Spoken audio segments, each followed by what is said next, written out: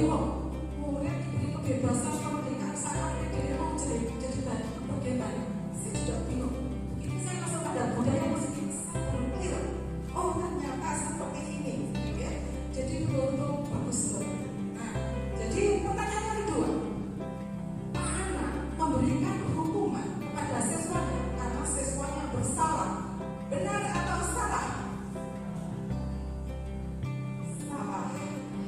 Bapak Ibu, baik kita masuk pada materinya dengan Merdeka Mengajar Budaya Positif.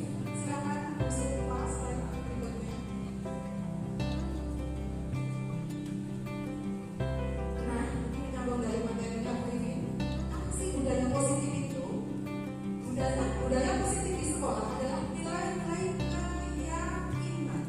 Karena itu keyakinan dan itu merasuk dalam hati kita, dalam jiwa kita. Jadi di situ ada namanya motivasi kita. Oke? Motivasi kita dari dalam diri kita itu yang dijaga oleh Tuhan Utara. Jadi kalau Bapak Ibu mencapai apa? Karena ibadah. Jadi motivasi kita. Sampai masih sedikit tetap berangkat. Karena ibadah.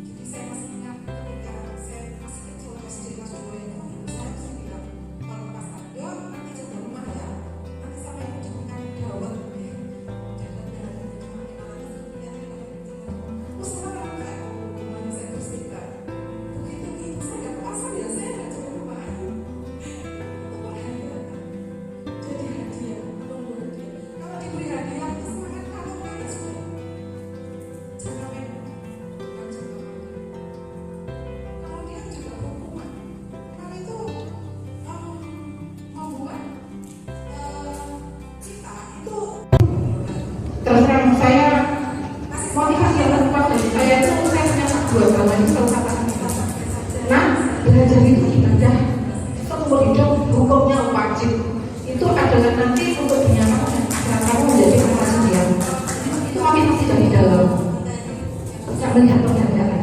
Jadi itu yang tumbuh yang saya lihat. Lanjut. Kemudian apa sih bedanya yang disebut dengan hukuman? Ya, jadi Bapak Ibu kan saya waktu mengajar era zaman dulu ya kadang menghukum sama anak-anak, okay? Yang harus kita kenali apa sih sebenarnya hukuman itu? Nah, menurut kurikulum merdeka kita harus bisa membedakan yang disebut dengan hukuman, kemudian konsekuensi, dan nanti yang akan disampaikan oleh Bu Sula adalah restitusi. Hukuman. Jadi hukuman itu ciri-cirinya ini Bapak Ibu. Satu, terencana, tidak terencana dan tiba-tiba. Nah, kamu tahu nggak? Silakan kamu angkat meja ini 50 kalau aku bilang. Saya kasih dulu hukuman. Anak akan gini. Saya mengangkat meja jumlahnya ini. Tenaga saya nggak kuat Bu. Tadi pagi saya tidak sarapan. Kita menghukum.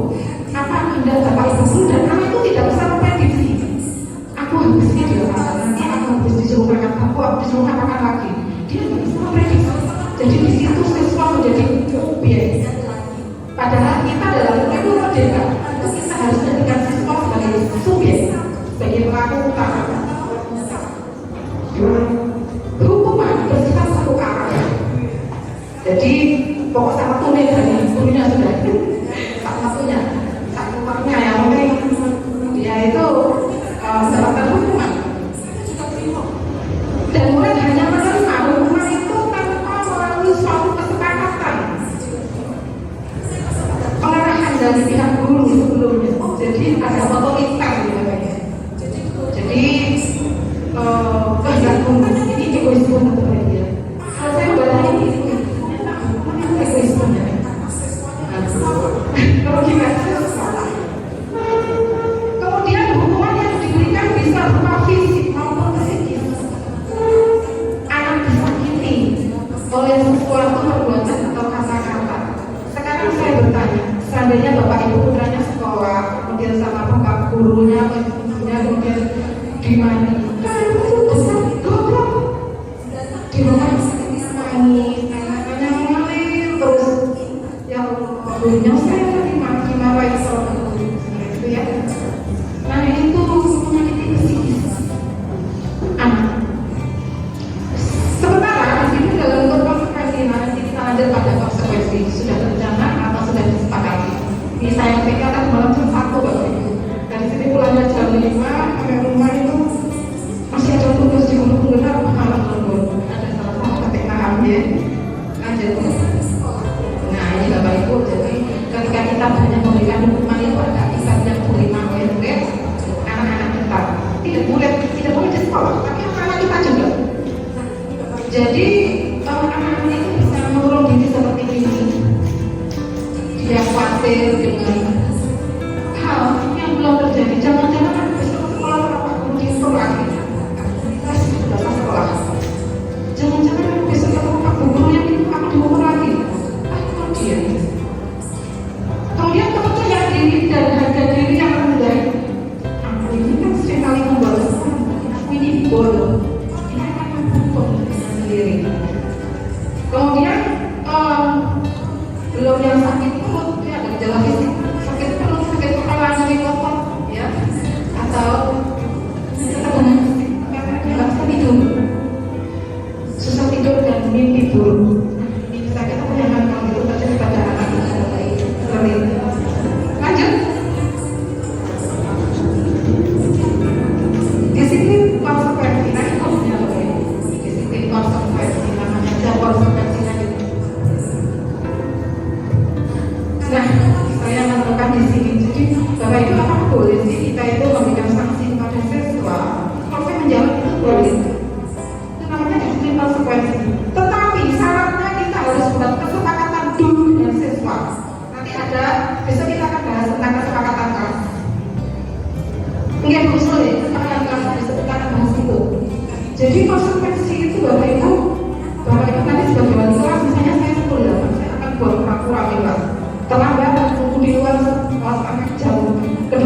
boleh, tapi kita harus sepakat antara guru dan siswa. Itu namanya disiplin konsekuensi. Jadi sudah terrencana dan disepakati. Seperti tata tertib sekolah itu ya masuk di sini.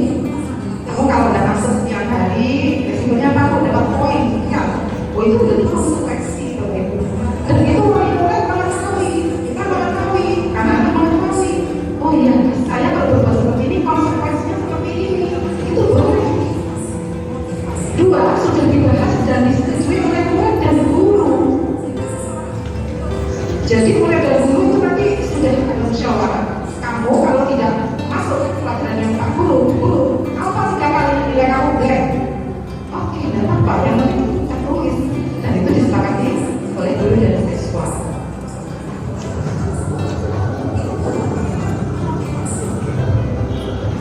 Kemudian yang selanjutnya, umumnya betul-betul konsekuensi dibuat oleh guru sekolah. Murid sudah mengetahui sebelumnya konsekuensi yang akan diterima berdasarkan pelajaran. Boleh Bapak Ibu. Saya ini juga kenal sebenarnya ya. Bukan di sini, oh ini ternyata. Karena dengan konsekuensi itu kita bisa sama-sama mengukur. Tidak tadi, nah kamu kan kabar usul kamu 50 biji, kamu 9 biji, tidak bisa mengukur. Gitu. Tapi ketika kita ada usaha dengan anak-anak itu ada ukuran oh ya. Hubungannya ini. Empat, konsekuensi mungkin tetap dibuat tidak nyaman untuk jangka waktu yang pendek. Jadi dia tetap tidak nyaman dengan beberapa sanksi yang diberikan. Terakhir, konsekuensi biasanya diberikan berdasarkan suatu data yang umumnya dapat diukur. Misalnya, setelah 3 kali tugas yang tidak diselesaikan pada batas waktu yang diberi, sanksi akan diberikan sesuai dengan kesepakatan. Boleh, kamu kan tidak perlu kan tugasnya 40. Berapa tugasnya kamu? 4. Jadi Bapak Ibu guru tidak bisa memberikan nilai, yang penting disepakati. Itu boleh tidak apa-apa.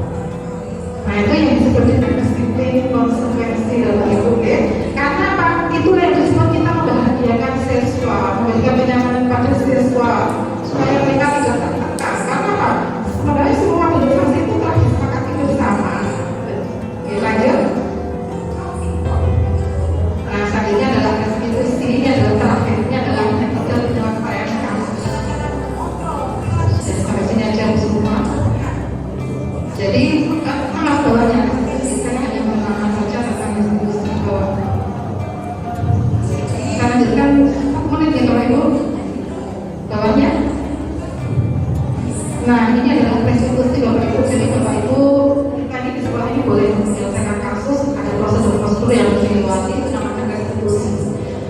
Restitusi itu proses menciptakan kondisi bagi murid untuk memperbaiki kesalahannya sehingga kembali pada kelompoknya dengan karakter yang lebih kuat. Jadi mereka mungkin melakukan pelanggaran sekolah, mungkin ditangani dengan metode restitusi, nanti mereka akan kembali lagi pada kelompoknya. Yang kedua, tahapan tindakan yang dilakukan guru untuk membawa siswa kepada kesepakatan kelas. Jadi nanti pelanggaran itu tetap dilakukan pada kesepakatan yang telah kita buat. Pokoknya melanggar ini, ini seperti itu. Kemudian tahapannya adalah menstabilkan identitas. Jadi menstabilkan identitas itu misalnya begini. Kalau kita kata murid ya sudah ada masalah, jadi bisa minta gitu kita tolong. Asalkan cewek sama cewek. Kalau akan cara kalau restoran nah ada apa yang kita selesaikan, Bapak Ibu membantu, ada masalah apa, jadi kita memulihkan identitasnya dia, kita tidak boleh menjadi sehingga dia hidup, sehingga dia melarikan diri dari kita. Jadi kita yang selanjutnya adalah validasi tindakan yang salah. Nah di situ kita ada diskusi. Menurut kamu mencuri uang di kelas itu benar atau enggak? Apa dulu? Lah kok melakukan? Jadi dia kita beli kenapa melakukan itu? Alasannya apa dia melakukan itu? Jadi mereka kita ada diskusi.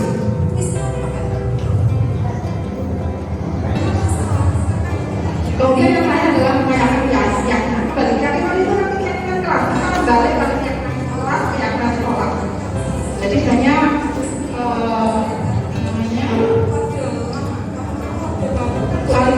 hal yang salah kemudian menanyakan keyakinan. Keyakinan itu nanti akan ditumbuhkan lagi, motivasi berkembang lagi. Oh iya Pak, dulu saya mencuri uang di dalam kelas itu akibatnya seperti ini dan itu adalah salah. Saya tidak akan mengulangi lagi sampai dia berkata seperti itu. Nah itu namanya keyakinan.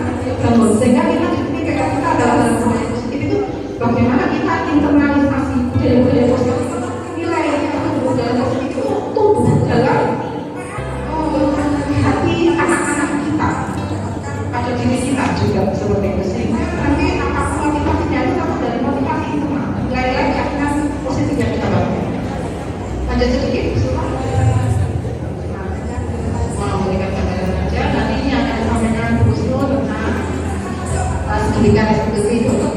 Mas tahu identitas itu ada Pak Guru untuk anaknya, karena salah. Saya kira itu cukup, ya, bisa dibuka saja.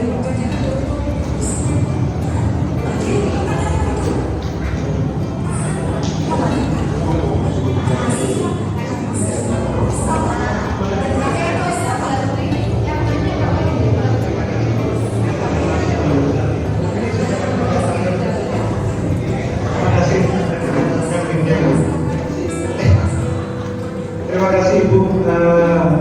Assalamualaikum warahmatullahi wabarakatuh. Saya ingin mendalami tentang konsekuensi disiplin tadi. Kalau jenengan tadi merelasikan atau menggabungkan dengan peraturan yang ada di sekolah, itu sifat kita membentuk konsekuensi itu kita diskusikan di kelas dalam bentuk menyusun bersama peraturan itu, atau peraturan sudah kita susun awal tinggal kita sampaikan supaya ditaati. Kalau jenengan sampaikan kepada sekolah, di sekolah itu kan memang peraturan sudah ada, disampaikan kepada semua siswa untuk dipatuhi bersama. Bukan siswa belajar berdiskusi bersama untuk sama-sama merumuskan itu dalam penting. Jadi seperti apa untuk pelaksanaan mewujudkan disiplin konsekuensi ini? Karena kalau kita susun awal perlu disampaikan, saya kira itu sifatnya juga penekanan, mau tidak mau harus taat. Terima kasih. Assalamualaikum warahmatullahi wabarakatuh. Terima kasih Pak Karim. Jadi disiplin konsekuensi itu lingkupnya boleh sekolah, boleh kelas. Jadi kalau saya selama ini sudah sampaikan dalam kelas sebelum masuk pada tahun ajaran baru, saya mesti memberikan kesepakatan sama anak-anak pilih penugasan atau pilih yang ini atau pilih yang ini. Oh Bu, saya pilih yang ini. Kita pilih yang ini. Saya voting. Karena jelasnya tidak mau nanti di akhir kegiatan di tengah jalan itu kan ada yang protes. Saya pasti buat kesepakatan di dalam kelas. Jadi lebih baik karena kesepakatan itu kadang ada yang ini ya, bisa kita tinggal kembali di berikutnya pertama kita buat kesepakatan kelas. Misalnya kalau pada saat menyanyikan lagu Indonesia saya ada harus berdiri di tempat itu, atau ada saat berdoa ada harus berdiri di tempat itu. Yang mana disepakati sama anak itu boleh membuat kesepakatan. Dan itu anak sudah tahu, oh aku mungkin tidak boleh masuk kelas. Sekarang ini kan ada beberapa anak kata gurunya sudah nyanyi lagu Indonesia Raya, anak sudah masuk aja, gitu ya. Jadi mungkin ini sangat ideal. Jadi nanti terutama wali kelas, dan bapak ibu boleh kantornya sendiri buat kesepakatan terus tidak boleh apa-apa. Gitu. Jadi nanti kita sama-sama konsisten. Kalau anak-anak juga sebenarnya Pak Karim, kamu misalnya tidak pernah sholat jamaah 3 kali, oke, agama berarti bagaimana maksudnya? Karena tak bisa coba pikir sendiri. Nah, gitu. Jadi ada beberapa yang boleh kesepakatan di dalam kelas, boleh di sekolah, atau itu apa itu juga boleh buat kesepakatan. Saya biasanya selalu saya buat kesepakatan kelas. Tapi saya kan jawabannya kita perlu saya tambahkan lagi mungkin masuk Pak Karim itu terkait dengan peraturan di sekolah. Betul Pak Karim. Mungkin akan jadi bagian dari siswa. Orang tua pun juga bertindak. Itu langkah apa yang harus kita lakukan terkait dengan peraturan tadi atau konsekuensinya daripada peraturan yang sudah kita buat. Terima kasih. Wassalamualaikum warahmatullahi wabarakatuh. Sebaiknya kalau kita membuat konsekuensi Pak Ibu. Saya lihat di kelas 11 dan kelas 10 itu cuma masalah ditempel di kelas. Di kelas saya itu sudah ada anak itu dari kesepakatan tentang peraturan kelas. Anak-anak kalau nggak piket dendanya berapa? 10.000 sudah tertulis. Karena kita ini kadang lupa Pak Ibu. Kalau nggak tertulis itu dasarnya mana? Bila perlu nanti kalau sudah ada kesepakatan kelas bisa kita kunjungkan Pak Murid. Jadi supaya kita jangan lupa, cepat menghafal dan tahu seperti itu. Kemudian yang kedua, misalnya tadi pembantunya menanyakan seandainya ada siswa itu sudah ada kesepakatan kelas, kemudian dia mengangkat pelanggaran dan itu menganggapnya sebagai pembulian, itu nanti itu bisa dijawab di restitusi. Bulan ini jadi ada prosedur menyelesaikan kasus dengan proses restitusi, karena restitusi itu nanti endingnya itu akan dibalikan pada keadaan kelas. Jadi prosesnya alurnya anak, guru, orang tua, pemimpin, mungkin kalau sudah pada kepala sekolah. Nah, endingnya kesepakatan yang kita sepakati apa? Balik pada keyakinan kelas lagi yang telah kita sepakati bersama. Jadi itu namanya segitiga restitusi. Jadi nanti ada proses yang dilalui sehingga itu mengatakan kuliah. Ternyata tentunya kan kita akan melihat fakta-faktanya itu betul pembulian kan kadang sekarang itu bolak-balik ya. Saya benar jadi salah jadi benar seperti itu ya. Jadi tetap kita sebagai guru itu nanti akan melihat bentuknya, faktanya seperti apa, kejadiannya seperti apa, seperti itu. Nah nanti kita mengukurnya karena tadi konsekuensi itu sifatnya terukur. Jadi jelas sehingga di situ nanti kita akan menggunakan konsekuensi yang telah kita sepakati bersama sebagai tolak ukur dan sanksinya di situ sudah anak dan wali murid itu tahu. Nah endingnya nanti kembali pada kesepakatan kelas. Saya dengan kesepakatan kelas yang kita buat, maaf dan bisa dengan kesepakatan kelas yang berupa konsekuensi yang kita buat. Tadi sanksinya apa? Anak kan tahu seperti itu. Jadi ada proses yang itu nanti mengembalikan siswa pada kelompok kelasnya sendiri. Jadi kalau misalnya begini, kemarin itu ada cerita begini, waktu yang saya kasus siswa itu karena bermain sama di lapangan, jadi siswa itu hasil lapangannya itu menarik baju sweat sampai kancingnya semuanya lepas. Itu di baju jahit sampai kancingnya lepas. Kemudian anak ini nangis. Kenapa? Kalau kancingnya lepas semua ini seperti ini, kancingnya saya buat di kelas apa gimana kawan saya. Akhirnya bentuk kompensasinya apa? Sesuatu tersebut setelah direstitusi dia bilang ini, baik Pak. Sekarang saya akan memasang kancing aku yang lepas. Nah, nanti ketika memasang kancing yang lepas itu siapa yang mengajari Bapak guru tata boga itu aku geserkan. Nah, akhirnya anak itu bisa menjahit. Juga memasang. Nah, setelah kancingnya itu dijahit selesai, besoknya wali kelas sudah menemui anak itu bergurau kembali. Nah, itulah restitusi. Jadi nanti kita akan masuk ke sana. Mau nambahin boleh dulu saya mau menambahin. Jadi pertanyaan yang pertama yaitu tentang apakah keyakinan kelas dan atau kesepakatan kelas itu ditulis atau bagaimana. Jadi pertama memang kita saya mengajak pengguna ya baiklah Bapak Ibu, saya akan menambahi apa yang disampaikan oleh Bu Lastri. Jadi pertanyaan yang pertama adalah apakah keyakinan kelas itu nanti ditulis atau bagaimana ya Bunda ya. Jadi memang kita rencana kita bersama koordinasi dengan para kurikulum dengan kurikulum keterangan yang bersangkutan, kita akan membuat keyakinan kelas bersama antara wali kelas dengan murid nanti. Nah jadi dari keyakinan kelas yang akan kita buat antara wali kelas dengan muridnya nanti itu nanti akan dipaparkan di kelas masing-masing sehingga guru yang masuk di situ apa kira-kira kebutuhan apa yang harus ditulis di situ, keyakinan kelas apa yang akan disampaikan yang akan ditulis di kelas itu, sehingga setiap guru masuk di kelas itu mereka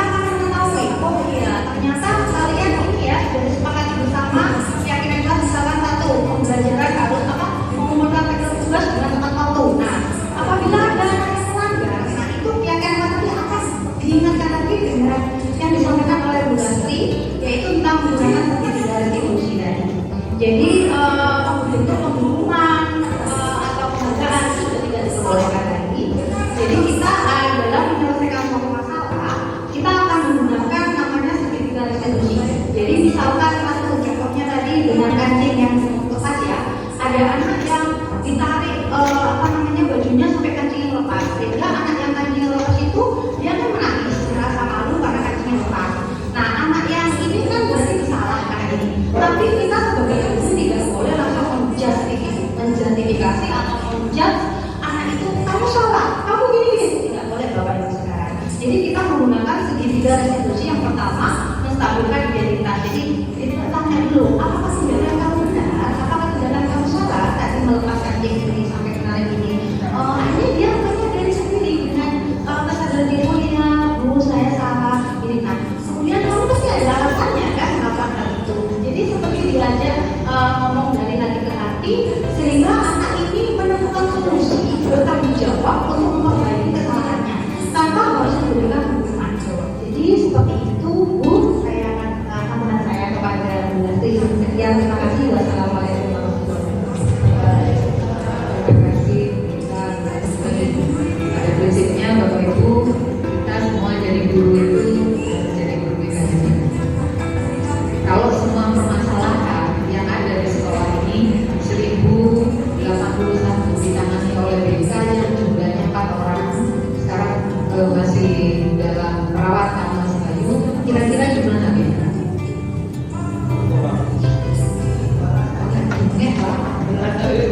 Bengek Pak, ke dan keluar terus bengek. Oke, jadi ini bisa diuji cobakan nanti Bapak Ibu di di bagian saya nanti bersama-sama kita akan membuat keyakinan kelas. Kita sepakati saja dan tinggal menuntun anak-anak yang sudah kita sepakati di sini itu menjadi keyakinan kelas yang sama. Itu aja sih Bapak Ibu. Itu ya. Tapi tetap kita menghadirkan murid untuk memberikan masukan itu ya, bulan Sri ya. Oke, mantap. Sebelum saya akhiri, saya mau poster. Pak kami memberikan hadiah kepada siswanya karena ranking 1. Betul atau salah Bapak Ibu Guru? Salah. Bu Alfi memberikan hukuman kepada siswanya karena tidak masuk sekolah selama 3 hari. Bapak Ibu Guru, jadi kalau salah itu masih jawab. Saya masih ingat anak saya ketika masuk masih kecil pengajian itu ngaji di musola. Ulang nangis. Aku itu dijewer sama Ustaz, digoyang-goyang lagi telinga saya. Paling kamu nakal orang gitu ya, saya tertawa. Digoyang-goyang lagi sama Ustaz. Kalau salahnya berarti dijewer. Terima kasih Bapak Ibu. Saya ucapkan selamat istirahat. Kurang lebihnya saya menyampaikan, mudah-mudahan bermanfaat. Wassalamualaikum warahmatullahi wabarakatuh.